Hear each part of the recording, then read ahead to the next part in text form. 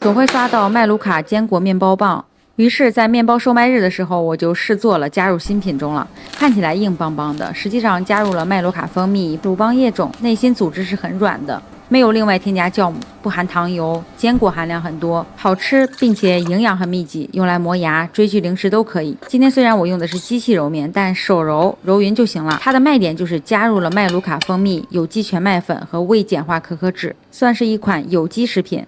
我用了鲁邦叶种代替商业酵母，鲁邦叶种你可以用波兰种面代替。以上就是所有的食材，揉匀就好。你问为什么没有酵母？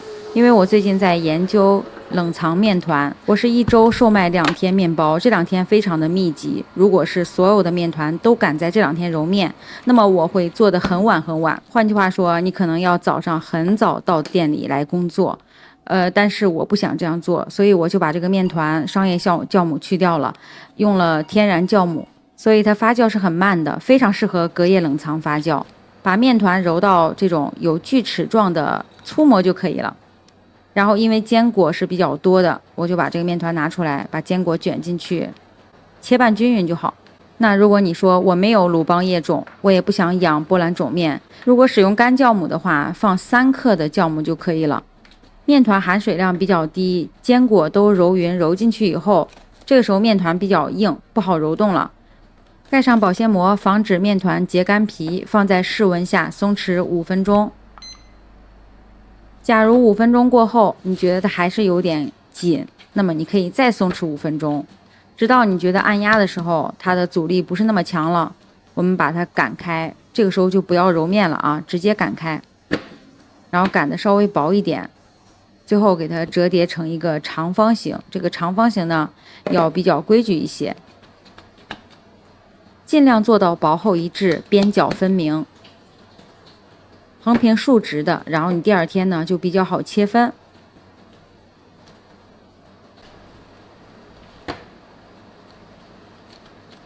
折出来的这个面团呢又会变得比较紧，没有关系，酵母量不大，它不会很快的发起来。我们把它放进一个容器里，一个方盒。如果这个面团再大一些，你就要换一个大一点的方盒。盖上盖子，放在室温，继续松弛30分钟。时间到了，就用手或者是擀面杖把这个面团延展开。有一面延展不动了，就把面团翻过来，延展另一面，直到它变得跟盒子底部一致，然后薄厚要一致。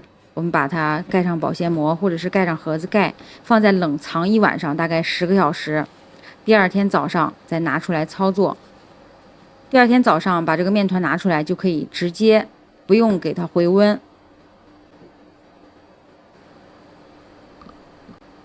撒上全麦粉防粘。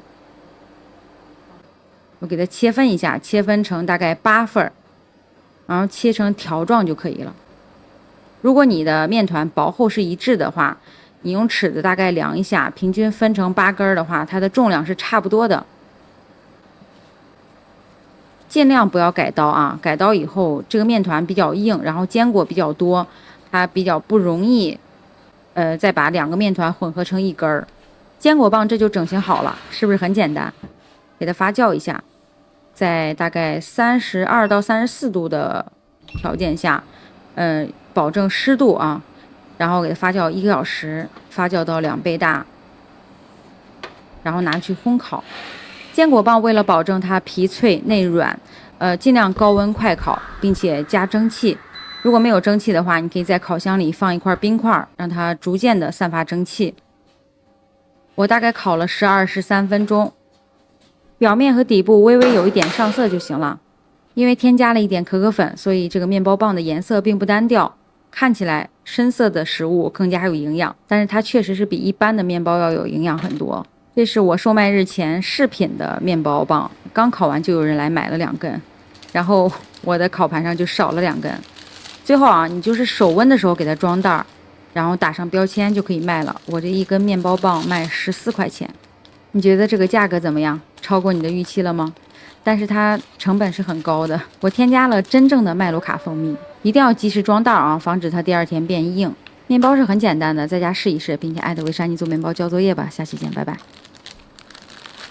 全麦不含奶植物油手揉做的小排包，你喜欢吗？跟着我的手揉方法制作的全麦面包不会噎嗓子。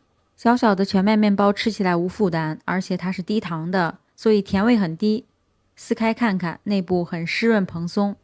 我能想到最棒的吃法，可能就是加上辣椒油或者榨菜做主食，很耐吃。很常见的食材，不需要黄油，纯手揉来制作，一半全麦粉，一半高筋粉，倒在台面上混合。挖坑，坑大一点更好操作。如果你在盆子里揉面，那就不说了。如果你在台面上揉，中间的坑一定要大，液体才不容易流出来，导致还没开始就已经要结束了。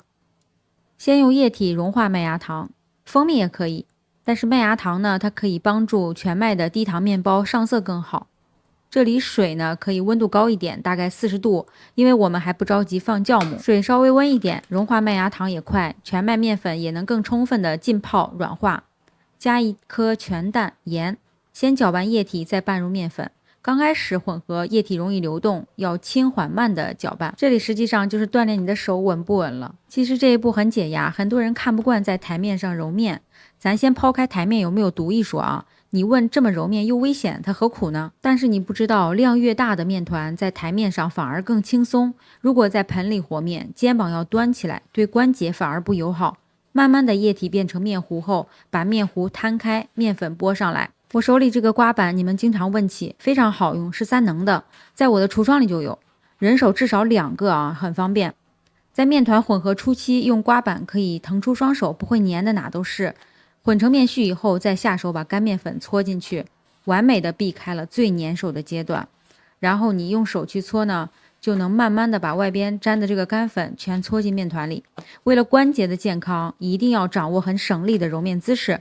搓面这只手只用到了掌根，并且肘关节不要弯曲，另一只手固定住面团的底部，全身倾斜，用上身的重力往下压，把面团向前推着搓。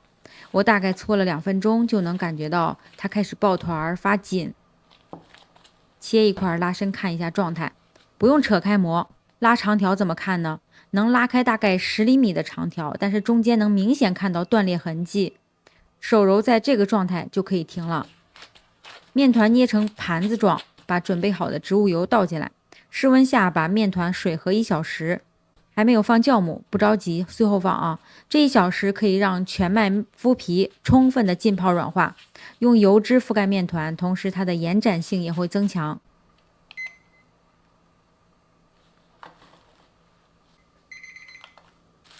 静置了1小时，先把表面的植物油戳进面团，别让它流出来，再来拉伸开看看面团的状态。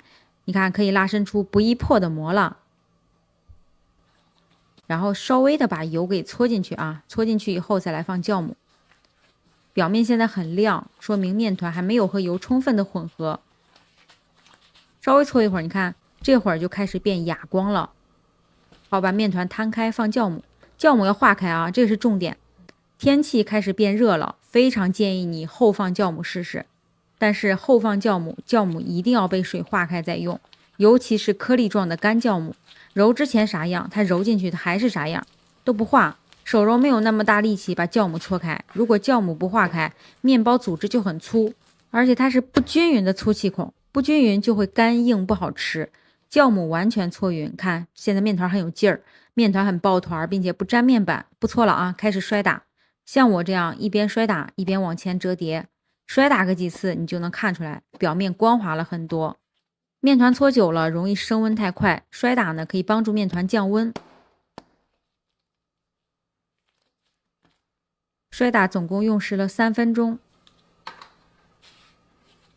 咱刚才摔打完很紧张，这个面团不适合拉开看状态，然后把它松弛一会儿，大概松弛10分钟，然后看状态，不一定非要扯开一个模，拉伸长条其实能看得更清晰。跟刚才那个长条对比，你看这次长条可以拉伸得更长，并且没有断裂痕迹，但长条不能垂落啊，要有紧绷度，拉伸到差不多与肩同宽都看不到断裂，说明它恰到好处。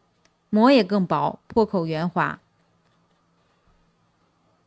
手揉全麦面团完成，收圆进行第1次发酵。第1次要充分的发酵。我在室温24度的情况下用时1小时。我用的是新鲜酵母，所以发得很快。发酵好，用手按压表面，能看到压下去的指印。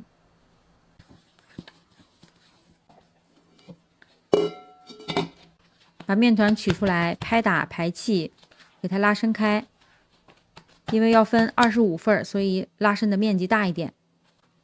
做小排包，烤盘是28×28厘米方盘一整盘，一个大概是40克左右吧，均分一下。因为每个很小，在手上收圆就很方便，比较多啊，要快点操作，不然第一个面团都发起来了，最后一个还没有做好，一整盘看起来就不是很均匀。把所有的面团收圆后，排在烤盘里进行最终发酵，大概是38度发酵了50分钟。发到面团完全挤满烤盘，并且用手按压呢，它有一个半回弹的小坑，就说明啊发好了。在烤箱里给它烘烤，烘烤的温度呢，我给你放在最后了。平炉、风炉的温度我都测试了，面包刚烤好马上脱模，不要在烤盘里待太久，不然底部就湿了。然后表面刷一点植物油可以保湿，让表皮更软更薄。